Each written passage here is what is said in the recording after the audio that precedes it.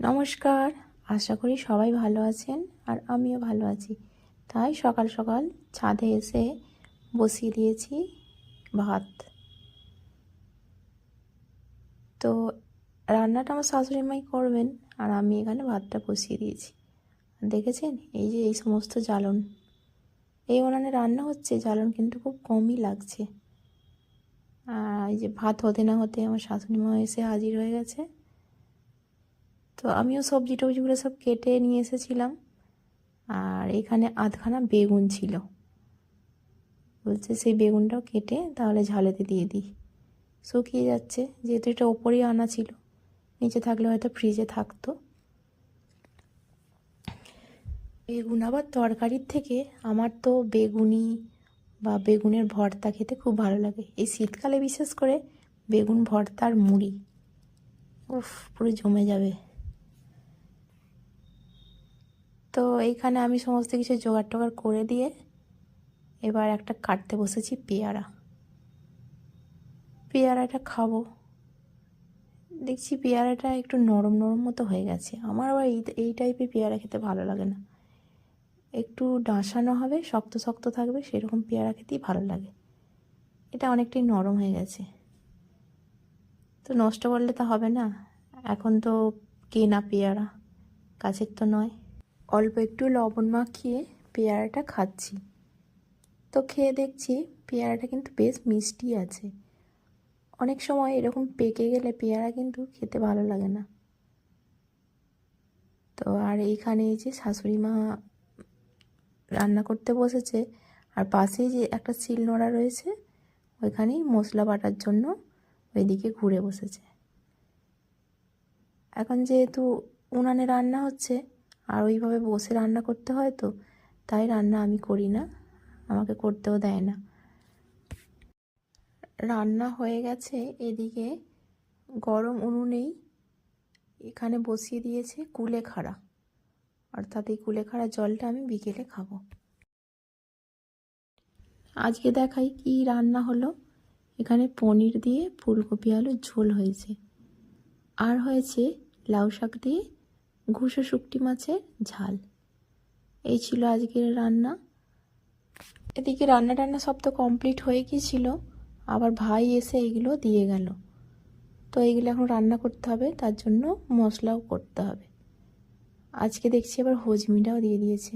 বাহ, এই জিনিসগুলো অনেকে আবার পছন্দ করে না। যারা পছন্দ করে না প্লিজ দয়া করে খারাপ কমেন্ট করবেন না।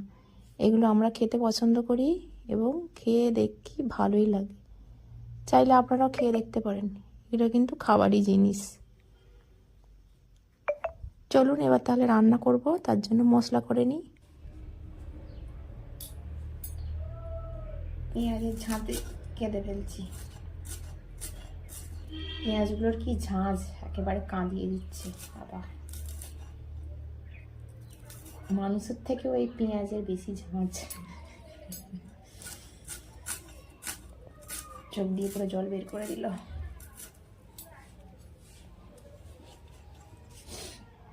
পেঁয়াজ কেটে রেখেছি আর আদা রসুনটাও ছাড়িয়ে রেখেছি, আর টমেটো আর ধনে পাতাটা ফ্রিজে রয়েছে, সেটাকে আবার নিয়ে আসতে হবে। তো এই যে আমি রান্না করতে বসে গেছি।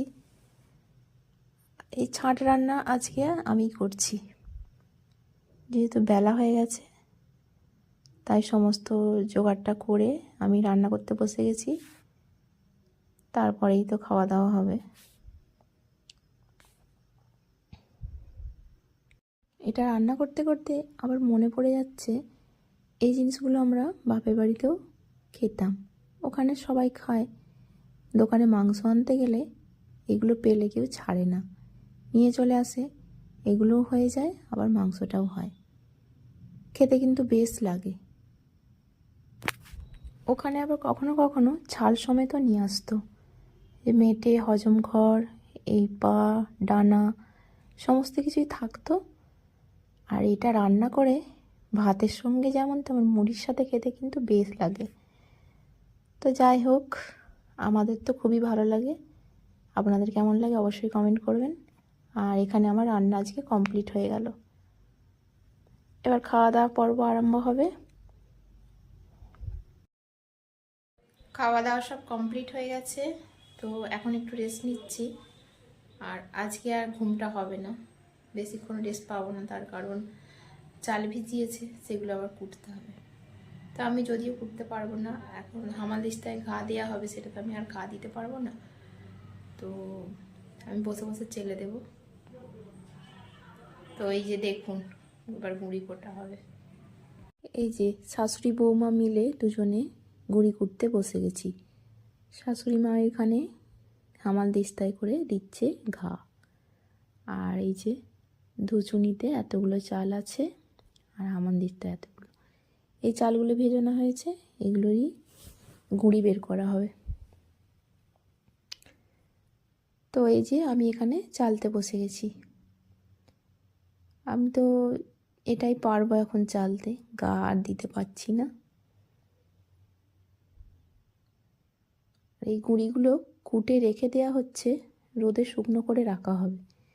এটা পরেও যখন ইচ্ছে গেল একটু করে পিঠে তৈরি করা গেল, সেই হিসাবে এটা করে রেখে দেওয়া হয়। তারপরও কিছুদিন পরেই আমার বরমশাই বাড়ি আসবে, তার জন্য পিঠে করে দেওয়া হবে যখন যেটা মনে হবে, তো এই কারণেই কোটা। তো যাই হোক, আজ তাহলে ভিডিওটা এখানেই শেষ করি। সবাই ভালো থাকবেন, সুস্থ থাকবেন।